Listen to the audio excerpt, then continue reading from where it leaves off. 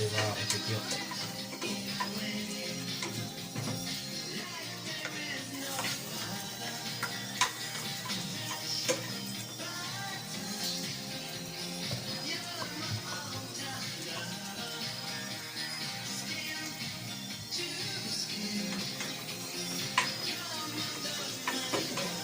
Gigisa na tayo ng mga ricado mga kasikyo.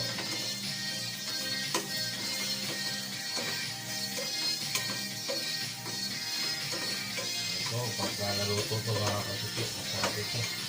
Ito yung manok na matigas. May pressure cooker po mga kasikyo para madaling lumambot. Ito yung mga kasikyo.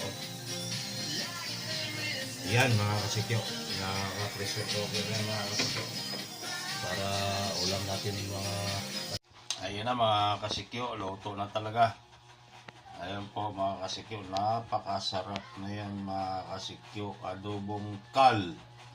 Ayan mga kasikyo. Happy Sunday sa inyong lahat dyan mga kasikyo. Yung walang ulam dito, pumunta kayo dito sa bahay, may ulam dito, adobong kal.